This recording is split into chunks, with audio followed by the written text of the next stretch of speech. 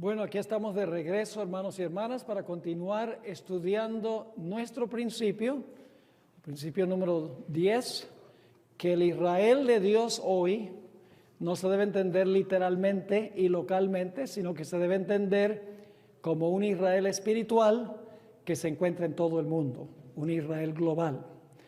Ahora, en los próximos minutos que nos quedan durante esta sesión, vamos a estudiar el material que se encuentra en la página 243 del manual, del tomo 1 del manual, las 3 etapas en la historia de Israel. La primera etapa de la historia de Israel comienza alrededor del año 1445 a.C. El pueblo de Israel se encontraba en el monte Sinaí. Habían cruzado el Mar Rojo y habían llegado al Sinaí. Y cuando llegaron al Sinaí, Dios hizo un pacto con el pueblo de Israel. Vamos a leer Éxodo 19 y los versículos 1 al 6. Dios hizo un pacto con Israel en el monte Sinaí. Dice allí, en Éxodo 19, 1, en el mes tercero de la salida de los hijos de Israel de la tierra de Egipto, en el mismo día llegaron al desierto de Sinaí. Habían salido de Refidim y llegaron al desierto de Sinaí y acamparon en el desierto, y acampó allí Israel delante del monte. Y Moisés subió a Dios. Fíjense que ahora Moisés sube al monte. Y Jehová lo llamó desde el monte diciendo: así dirás a la casa de Jacob y anunciarás a los hijos de Israel. Es decir, Dios le dice a Moisés: quiero que le impartas un mensaje al pueblo en mi nombre. Versículo 4: vosotros visteis lo que hice a los egipcios y cómo os tomé sobre alas de águilas y os he traído a mí. Es decir, ustedes vieron las maravillas que yo hice para librarlos a ustedes. Yo los amo. Yo quiero que ustedes sean mi pueblo, pero había condición. Note lo que dice el versículo 5. Ahora pues, sí condicional, ¿verdad? Si diereis oído a mi voz y guardareis mi pacto, es decir, si ustedes prometen obedecer mi voz y hacer un pacto conmigo, vosotros seréis mi especial tesoro sobre todos los pueblos. Yo pregunto, ¿escogió Dios incondicionalmente a Israel? ¿O había condiciones? Había condiciones. Dios no escogió a Israel automáticamente, apostataran o fueran fieles o no. No, Dios dice: ustedes van a ser mi tesoro sobre todos los pueblos si dan oído a mi voz y guardan mi pacto. Versículo 6. Y vosotros me seréis un reino de sacerdotes y gente santa. Estas son las palabras que dirás a los hijos de Israel. Entonces ahora Dios le dice a Moisés: este es mi mensaje para Israel. Yo los libré porque los amo. Ahora yo quiero que el pueblo me haga una promesa de que ellos van a obedecer mi voz y van a guardar mi pacto. Y entonces si ellos dicen que sí, el pacto está completo. En el capítulo 19 y el versículo 7 y 8, dice: entonces vino Moisés y llamó a los ancianos del pueblo y expuso en presencia de ellos todas estas palabras que Jehová le había mandado. Ahora Moisés trae el mensaje al pueblo. Y todo el pueblo respondió a una y dijeron: todo lo que Jehová ha dicho, haremos. Y Moisés refirió a Jehová las palabras del pueblo.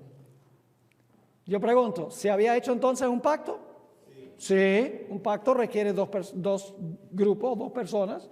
Dios dice: yo quiero hacer un pacto con ustedes. Si ustedes obedecen mi voz y guardan mi pacto y prometen hacerlo, entonces yo seré a vosotros Dios y vosotros me seréis por pueblo. Esa es la fórmula del pacto. El pueblo prometió obedecer a Dios. Y luego en Éxodo 40:34 dice que Dios vino, la Shekinah vino para habitar en medio del pueblo.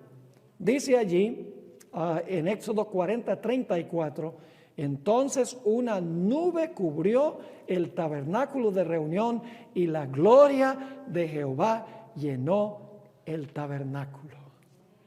Es decir, ahora Dios vino a habitar en medio de su pueblo, el pueblo que había hecho este pacto con el Señor. Ahora, más adelante se construyó un templo más permanente, porque el tabernáculo en el desierto era una carpa, porque estaba moviéndose. Pero luego, cuando se establecieron en la tierra prometida, Salomón construyó un templo más permanente.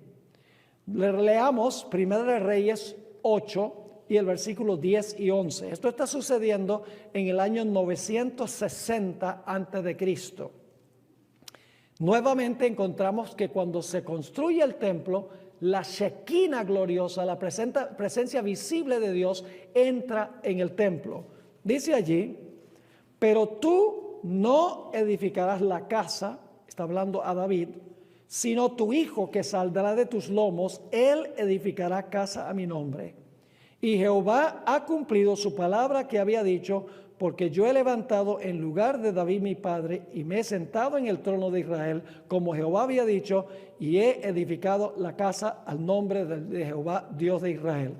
Y luego nos dice en el capítulo 7 y el versículo 1 de Primera de Reyes que la Shekinah gloriosa de Dios entró en el templo. Dios vino a habitar en medio de su pueblo.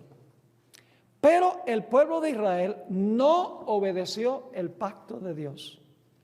Durante los próximos 800 años después del pacto que hicieron en el Sinaí, el pueblo de Israel se rebeló constantemente contra Dios.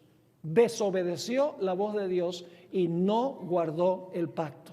Desde 1445 hasta el cautiverio babilónico.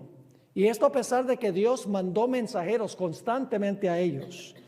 Dice en 2 Crónicas 36, 14 al 16, también todos los principales sacerdotes y el pueblo aumentaron la iniquidad, siguiendo todas las abominaciones de las naciones y contaminando la casa de Jehová, la cual él había santificado en Jerusalén. Y Jehová, el Dios de sus padres, envió constantemente palabra a ellos por medio de sus mensajeros, porque él tenía misericordia de su pueblo y de su habitación. Mas ellos, ¿qué? Hacían escarnio de los mensajeros de Dios y menospreciaban sus palabras, burlándose de sus profetas, hasta que subió la ira de Jehová contra su pueblo y no hubo ya remedio.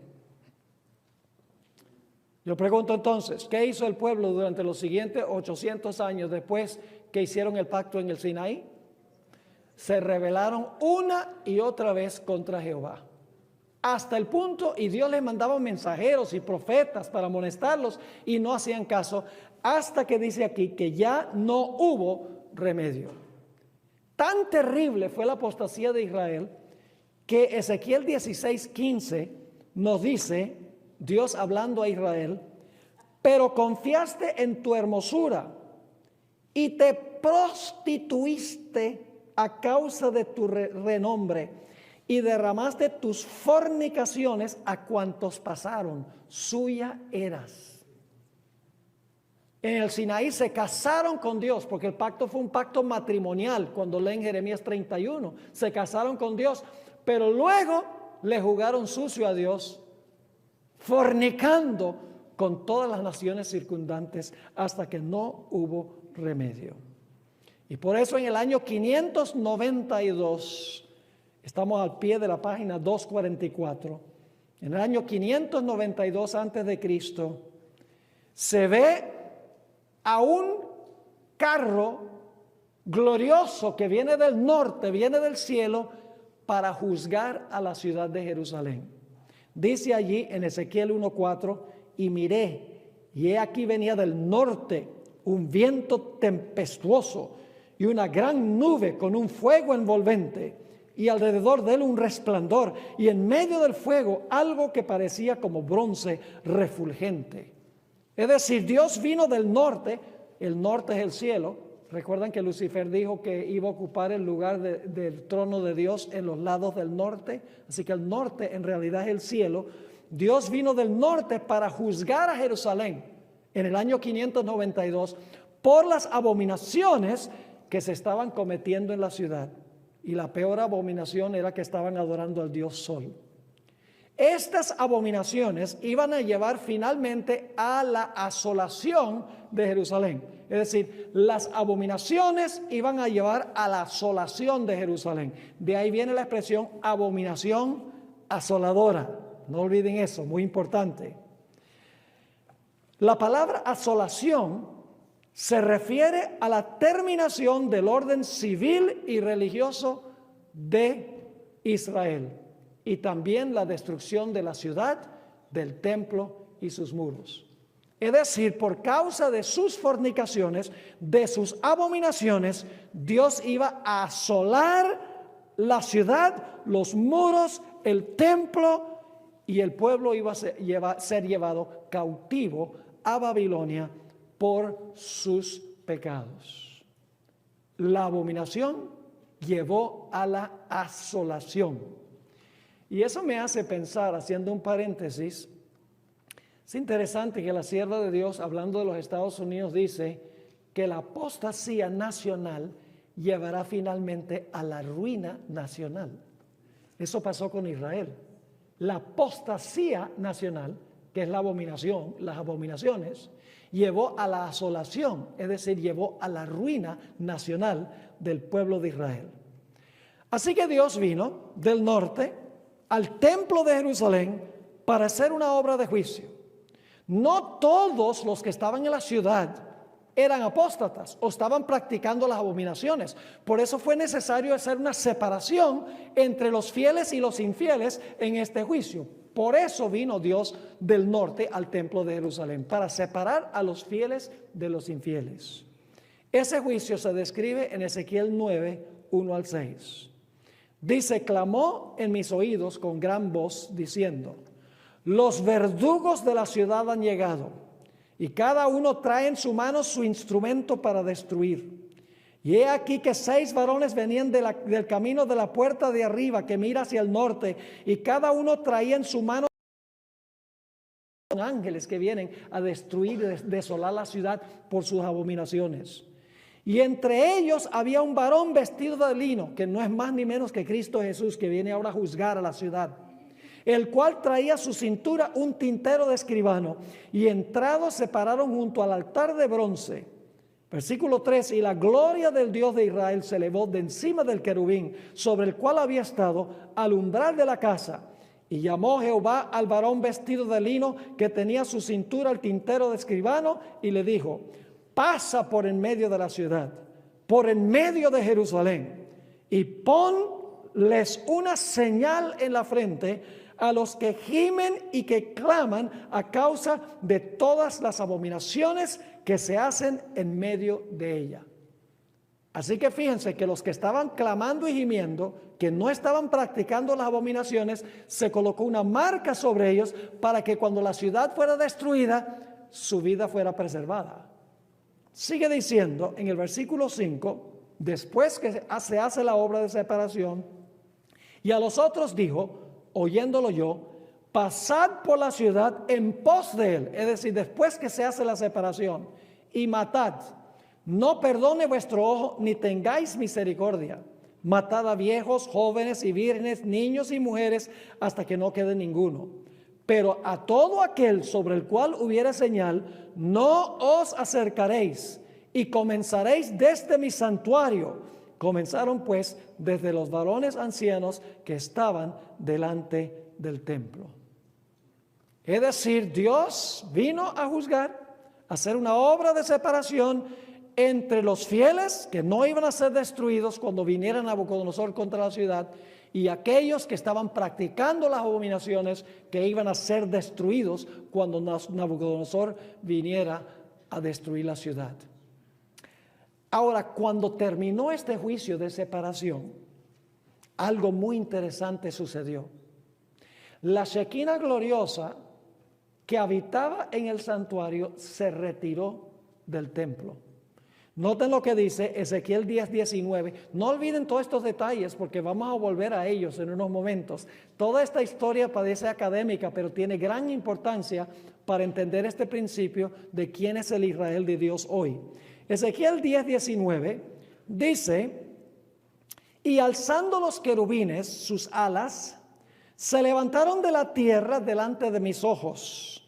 Cuando ellos salieron, también las ruedas se alzaron al lado de ellos. Es decir, el carruaje vino a juzgar y ahora se está retirando. Y se pararon a la entrada de la puerta oriental de la casa de Jehová. Y la gloria del Dios de Israel estaba por encima de ellos. Es decir, que se ha movido la Shekinah del lugar santísimo a donde se hizo el juicio. Ahora se ha movido a la puerta del templo.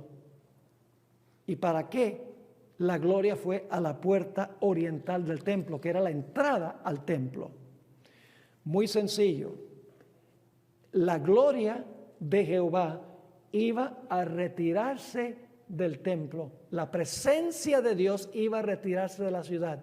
Y entonces, por causa de las abominaciones, iba a venir la asolación o la destrucción. Noten Ezequiel 11, 22 y 23, el momento en que finalmente la Shekinah se va de la puerta del templo y fíjense a dónde va. Dice allí en el capítulo 11, 22 y 23, después alzaron los querubines sus alas y las ruedas en pos de ellos, y la gloria del Dios de Israel estaba sobre ellos, y la gloria de Jehová, ¿qué hizo? Se elevó de en medio de la ciudad. Es decir, ¿qué va a hacer la gloria de Jehová ahora?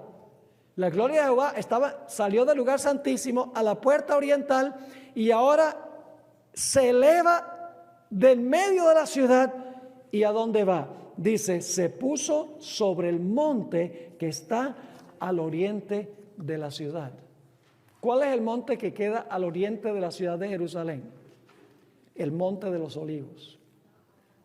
Es decir, ahora la gloria de Jehová se va del lugar santísimo, va a la puerta del templo, se levanta de la ciudad, se posa por un corto tiempo en el monte de los olivos, se retira finalmente al cielo de donde vino para hacer el juicio y ahora la ciudad ha quedado desamparada y viene la destrucción. Esa destrucción se describe en 2 de Crónicas 36, 17 al 21, estamos en la página 246, la parte de arriba de la página. Viene Nabucodonosor, la ciudad ha sido desamparada, los únicos que ahora van a tener protección son ¿quiénes? Los que clamaban y gemían y fueron marcados para no ser destruidos. Dice allí en el versículo 17, por lo cual trajo contra ellos al rey de los caldeos, que mató a espada a sus jóvenes en la casa de su santuario, sin perdonar joven, ni doncella, anciano, ni decrépito. ¿Recuerden lo que leímos en Ezequiel 9? Todos los entregó en sus manos. Asimismo, todos los utensilios de la casa de Dios, grandes y chicos, los tesoros de la casa de Jehová y los tesoros de la casa del rey y de sus príncipes, todo lo llevó a Babilonia. Y quemaron la casa de Dios y rompieron el muro de Jerusalén y consumieron a fuego todos sus palacios y destruyeron todos sus objetos deseables. Esta es la asolación.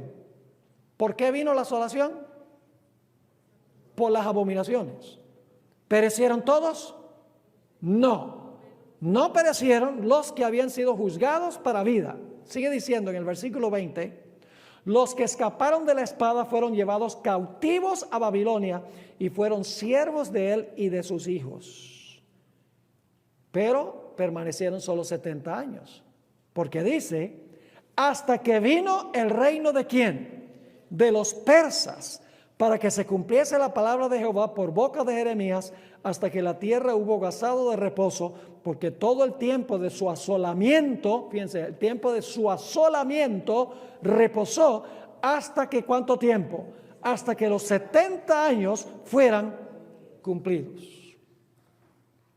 Esa fue la primera oportunidad de Israel. Hicieron pacto en el Sinaí, desobedecieron el pacto, Dios los juzgó desamparó la ciudad, posándose por un momento en el Monte de los Olivos, abandonó la ciudad fue destruida, los muros, los palacios, también dice que el templo fue destruido y el pueblo de Israel fue llevado cautivo a Babilonia. Pero eso no fue el fin, porque el pueblo de Israel tuvo una segunda etapa, una segunda oportunidad. Esa segunda oportunidad vino cuando después de los 70 años se dio un decreto para que ellos regresaran otra vez a su tierra. Segunda de Crónicas 36, 22 y 23 relata ese decreto que fue dado para que el pueblo regresara para reconstruir primero el templo, luego para reconstruir la ciudad, los muros y para restablecer otra vez su religión.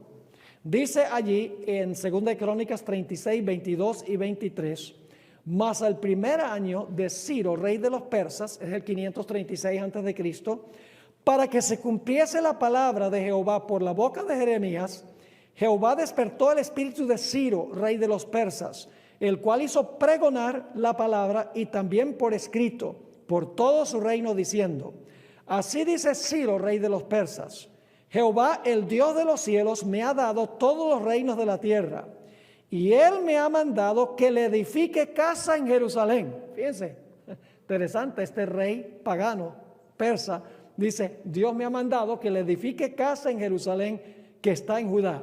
Y luego dice, quien haya entre vosotros de todo su pueblo, sea Jehová su Dios con él y suba. Y el templo se reconstruyó. No voy a relatar toda la historia, no se reconstruyó inmediatamente, porque la gente regresó, pusieron los fundamentos, estaban muy contentos de poder construir, pero luego hubo oposición y dejaron de construir. Eso fue en el año 536. No fue sino hasta el año 520, 14 años después, que se dio otro decreto por Ciro el persa, Darío el persa, a donde les dijo, pónganse las pilas, construyen el templo. Y en 5 años construyeron el templo, terminándolo en el año 515. Pero ahora viene algo muy interesante. Y es que el templo que fue construido, cuando se terminó, no entró en el templo la Shekinah gloriosa. Es más, algunos de los que vieron este templo habían visto el templo que construyó Salomón. Y quiero que noten la reacción que ellos tuvieron cuando vieron este templo, este segundo templo que fue construido después de los 70 años. El libro de Ageo, capítulo 2 y el versículo 2 y 3 relata, el libro de Ageo en su totalidad describe la reconstrucción del templo, pero noten lo que dice los versículos 2 y 3. Habla ahora a Zorobabel, hijo de Salatiel, gobernador de Judá, y a Josué, hijo de Josadac, sumo sacerdote, y al resto del pueblo diciendo, ¿quién ha quedado entre vosotros que haya visto esta casa en su gloria primera? ¿Y cómo la veis ahora? ¿No es ella como nada delante de vuestros ojos?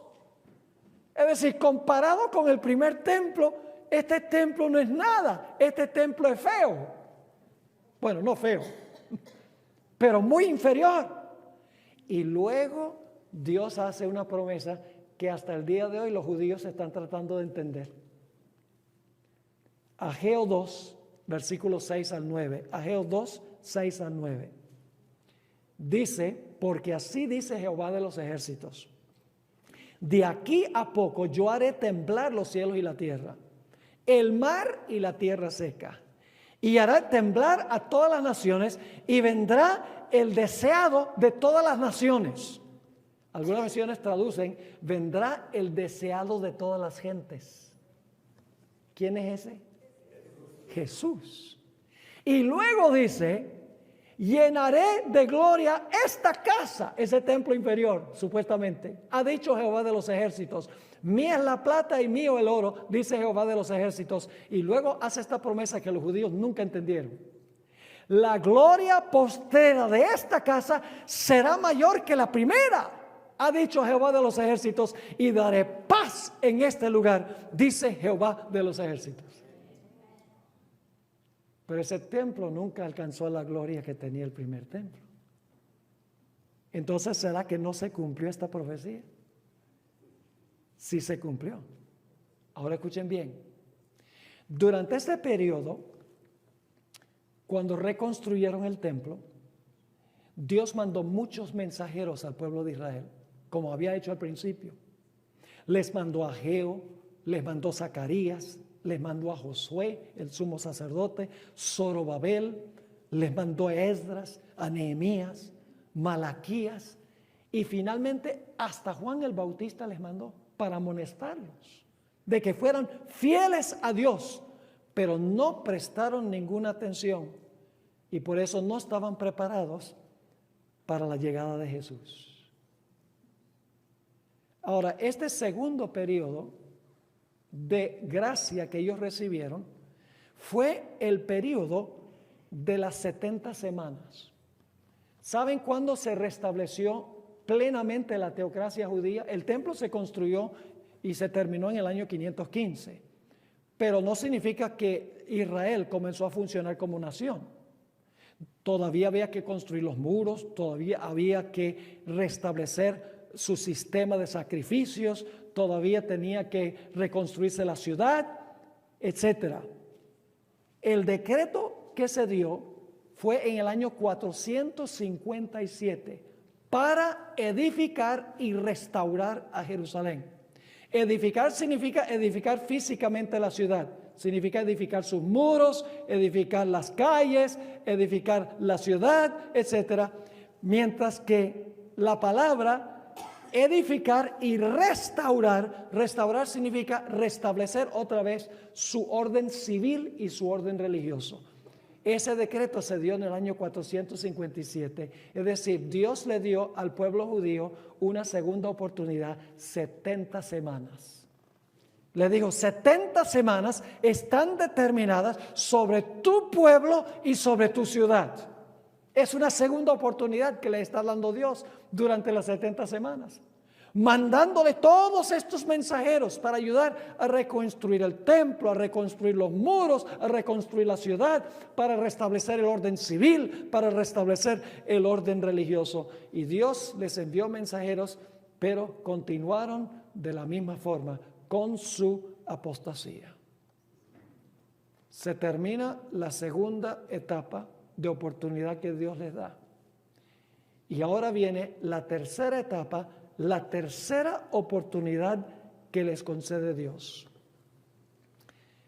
La tercera oportunidad se las da Dios durante la última de las 70 semanas. La última de las 70 semanas es cuando Jesús viene a este mundo para andar entre los judíos y para enseñarles la verdad. Ustedes recuerdan que cuando se terminó de construir el segundo templo, los viejitos que habían visto el primer templo, dice, esta casa no es nada comparada con la primera casa, con la que construyó Salomón. Y se hizo la promesa, este templo, este segundo templo, sobrepasará en gloria el primer templo.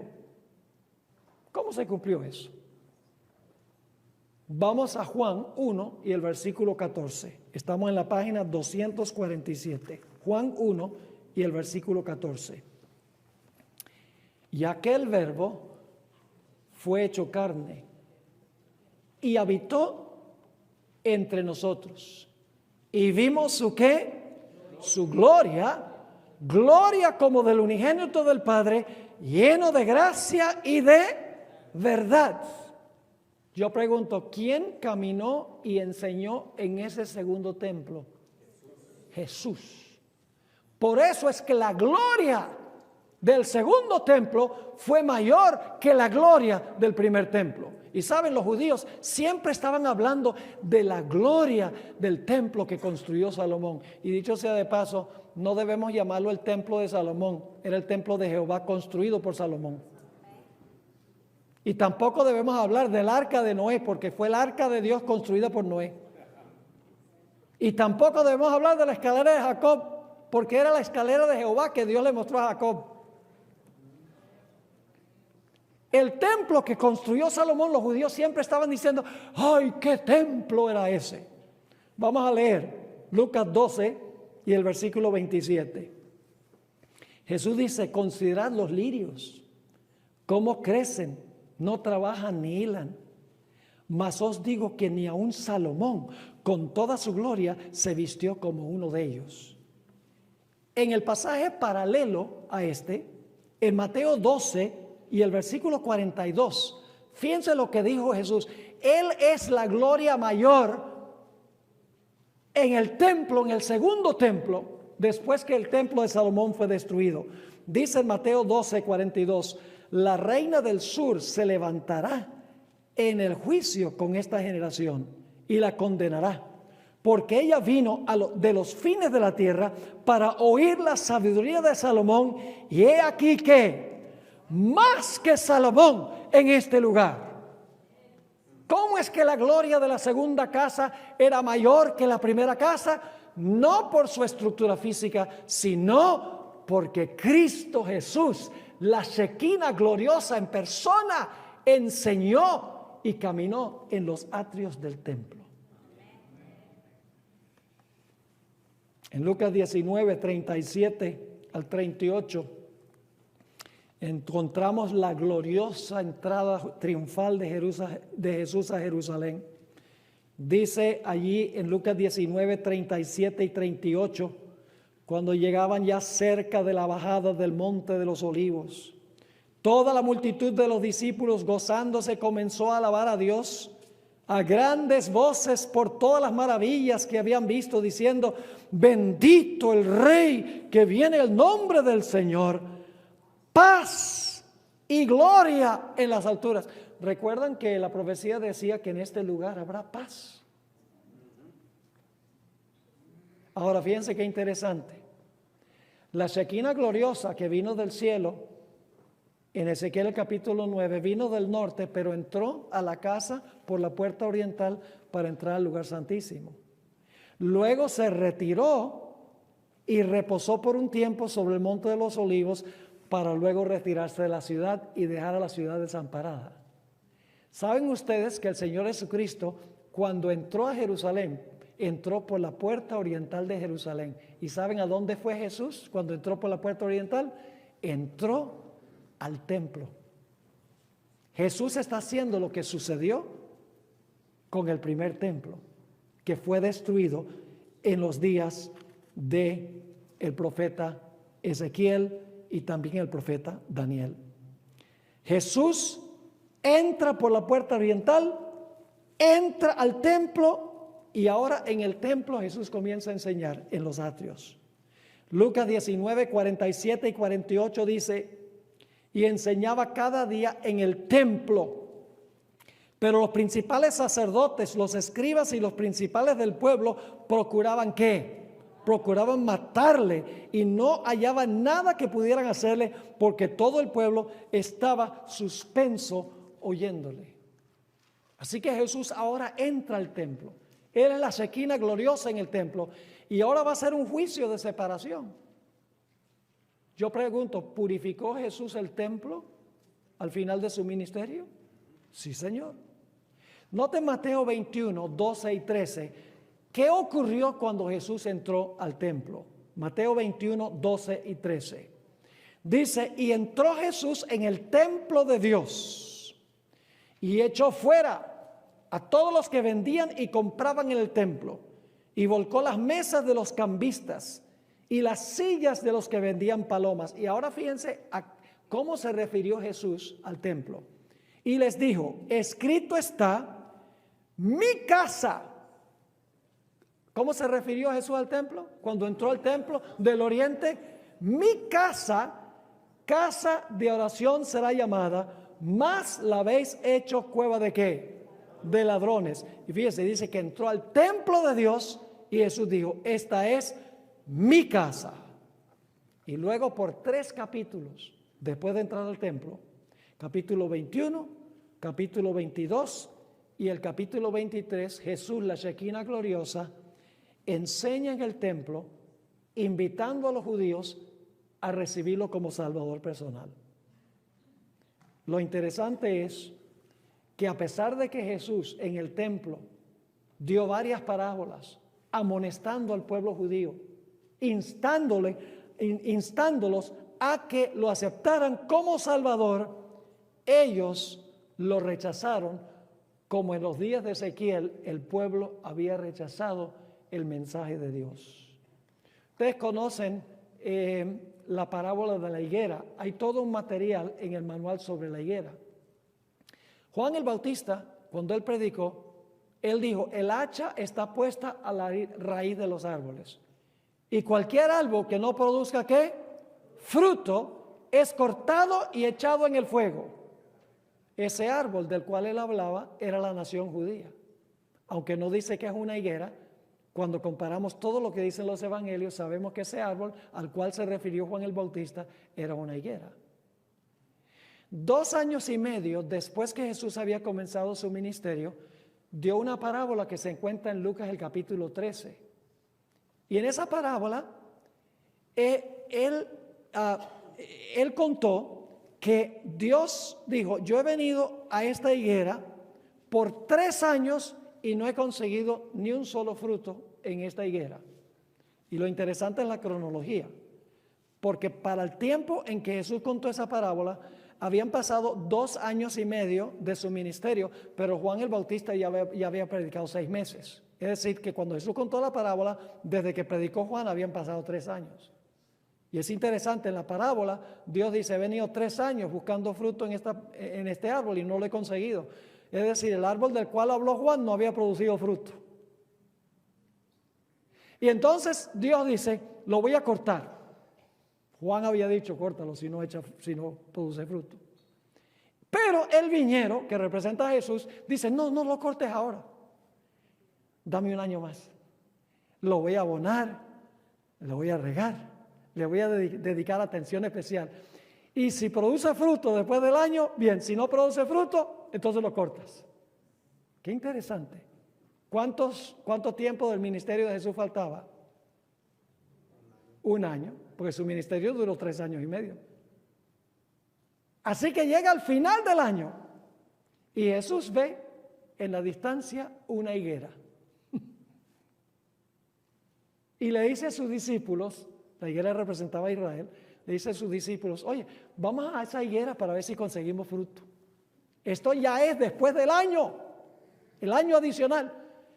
Y va y encuentra este árbol lleno de hojas, ostentoso, pero no tiene ni un solo higo. ¿Y qué hace Jesús con la higuera que representa a Israel?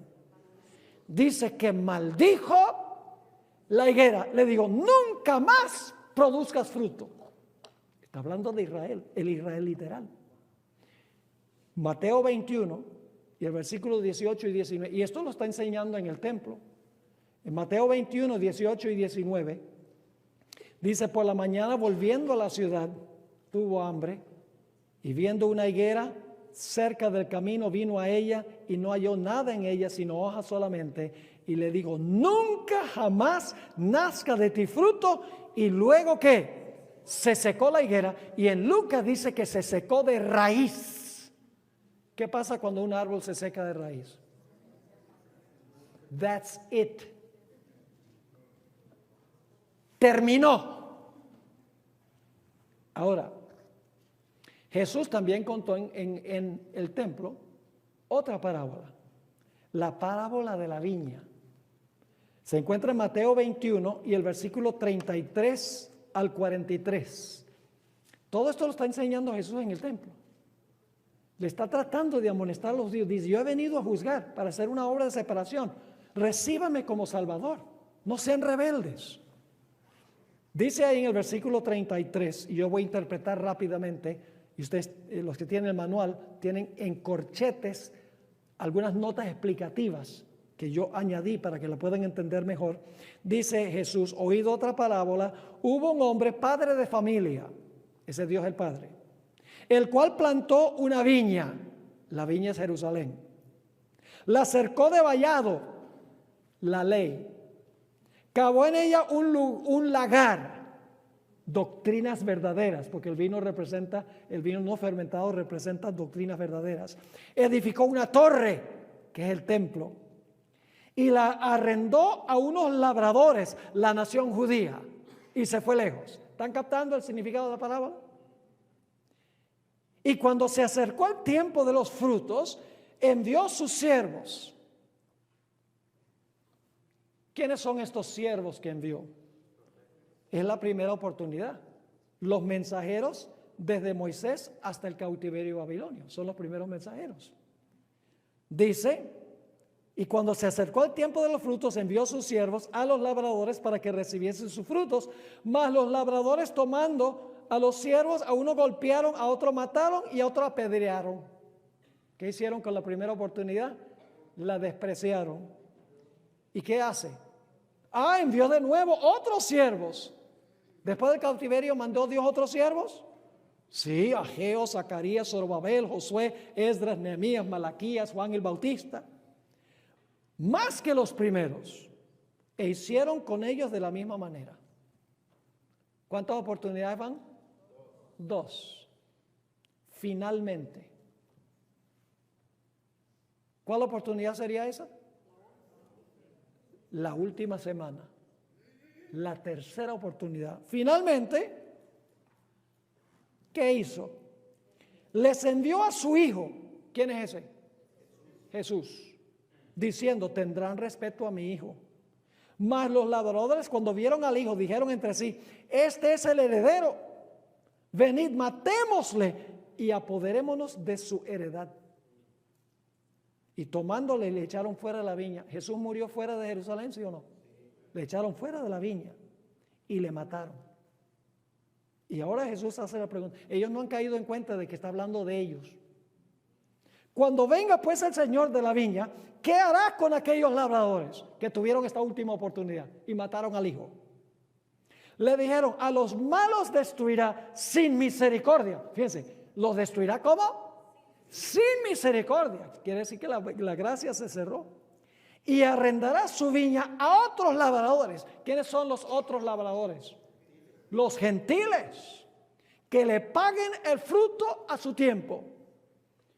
Jesús le dijo, ¿nunca leísteis en las Escrituras la piedra que desecharon los edificadores ha venido a ser cabeza del ángulo? El Señor ha hecho esto y es cosa maravillosa en nuestros ojos.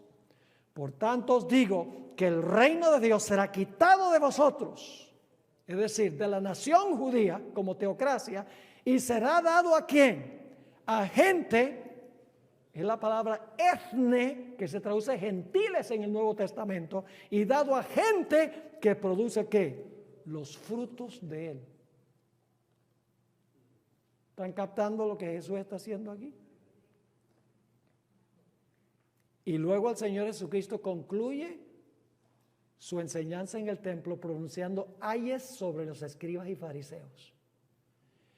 Se encuentra en Mateo 23, versículo 29 al 33. Ay de vosotros, escribas y fariseos hipócritas, porque edificáis los sepulcros de los profetas y adornáis los monumentos de los justos. Y decís, si hubiéramos vivido en los días de nuestros padres, no hubiéramos sido sus cómplices en la sangre de los profetas. Y están con la intención ya de matar a Jesús. Así que dais testimonio contra vosotros mismos de que sois hijos de aquellos que mataron a los profetas. Y luego dice Jesús, vosotros también llenad la medida. ¿Qué significa esa expresión? Llenad la medida. La copa que de su iniquidad se llenó. Vosotros también llenad la medida de vuestros padres. Serpientes, generación de víboras. ¿Cómo escaparéis de la condenación del infierno? Ahora, ¿cuándo les quitó el reino Dios a la nación judía? Ni siquiera fue cuando crucificaron a Jesús, porque se le había dado 70 semanas al pueblo judío y la crucifixión solo fue la mitad de la última semana. La oportunidad debía durar 3 años y medio más. ¿Me están entendiendo? Y Jesús comprendió eso. Aún después de su muerte, todavía se enfocó en alcanzar a los judíos. Nota lo que dice Mateo 23, 34 al 36 y el tiempo de los verbos. Por tanto, he aquí, yo os envío profetas y sabios y escribas. Jesús está en el templo y está por morir. Pero está diciendo, yo les voy a mandar, ¿qué cosa? Yo les voy a mandar profetas, sabios y escribas. De ellos, a unos de ellos, ¿qué? Futuro, mataréis. ¿Y qué más? Crucificaréis. Y a otros azotaréis en vuestras sinagogas y perseguiréis de ciudad en ciudad. Y luego dice, para que venga sobre vosotros toda la sangre justa que se ha derramado sobre la tierra, desde la sangre de Abel el justo hasta la sangre de Zacarías, hijo de Berequías, a quien matasteis en el templo y el altar. De cierto os digo que todo esto vendrá sobre esta generación. Prometió Jesús todavía mandarle más mensajeros por 3 años y medio más. Fíjate, qué misericordia tan grande. Ahora, aquí viene algo interesante. Noten el versículo 37 y 38. Jerusalén, Jerusalén, que matas a los profetas y apedreas a los que te son enviados. ¿Cuántas veces quise juntar a tus hijos, como la gallina junta sus polluelos debajo de sus alas, y no quisiste? Cuando Jesús entró al templo, dice que entró al templo de Dios y dijo, esta es mi casa. Ahora noten, cuando Jesús sale del templo, la Shekinah sale del templo después de haber entrado para tratar de conquistar a los judíos. Cuando sale, dice, he aquí, vuestra casa os es dejada desierta. Y la palabra desierta es la misma palabra asolación. Vuestra casa es dejada asolada, pero aún 3 años y medio después de eso, Dios extiende la misericordia. Ahora, ¿recuerdan qué sucedió cuando la Shekinah abandonó el templo en el Antiguo Testamento? ¿A dónde se posó? En el Monte de los Olivos, como no queriéndose ir. ¿A dónde fue Jesús después que salió del templo y por la puerta oriental de la ciudad? Se sentó en el Monte de los Olivos y habló de la destrucción de Jerusalén. ¿Están captando esto? Esto es tipología. Mateo 24 y el versículo 1. Cuando Jesús salió del templo y se iba, ahora la Shekinah se va.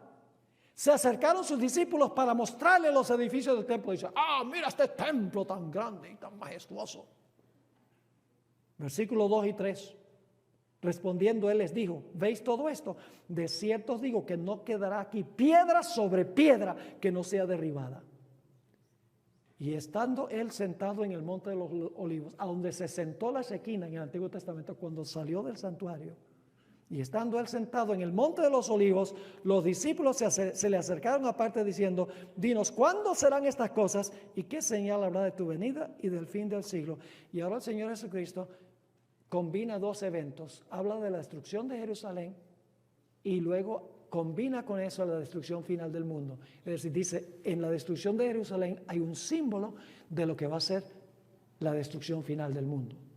Y quiero que noten en Mateo 24 y el versículo 15, el Señor Jesucristo habla de la abominación asoladora de la cual habló Daniel el profeta. Si ustedes van a la profecía de Daniel 9, muy interesante, dice que al final de las 70 semanas iban a venir a ejércitos para destruir a Jerusalén por segunda vez. Es decir, ya se estaba diciendo que el pueblo de Israel iba a rechazar el último llamado.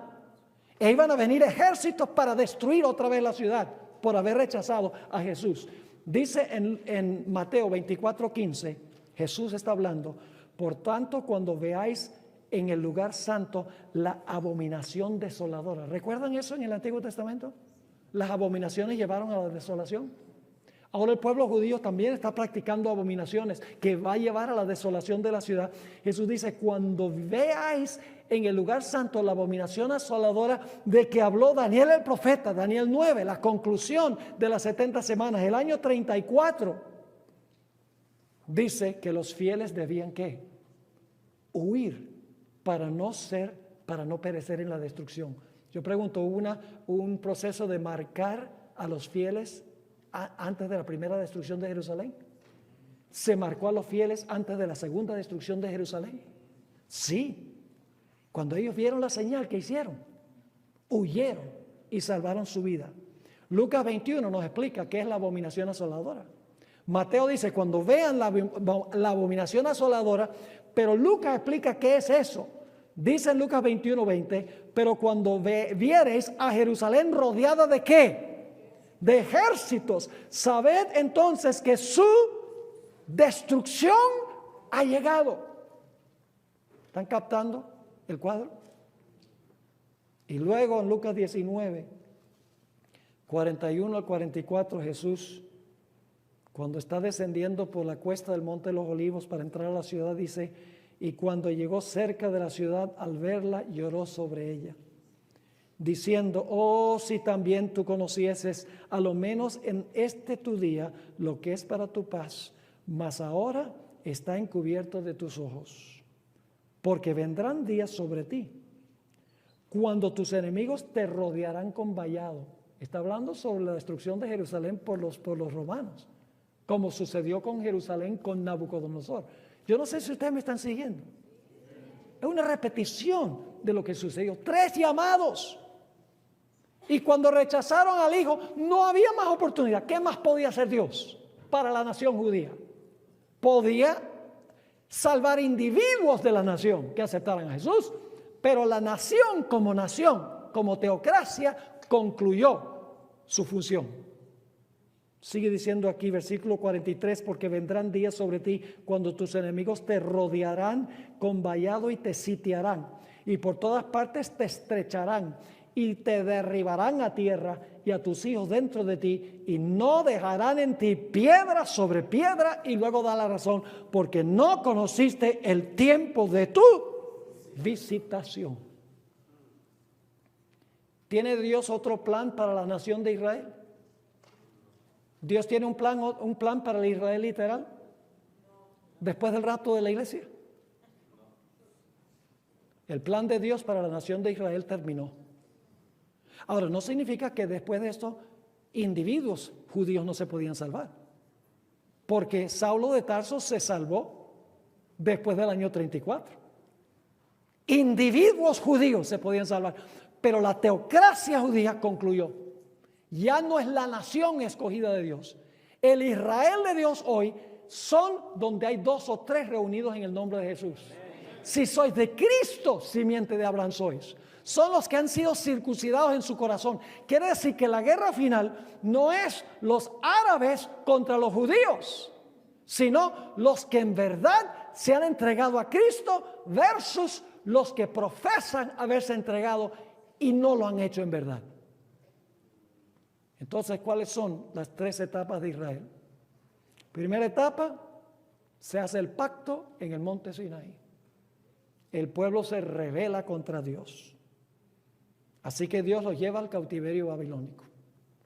Pero las 70 semanas Dios dice: les voy a dar una segunda oportunidad. Les voy a dar 490 años para tu pueblo y tu ciudad, le dice Dios.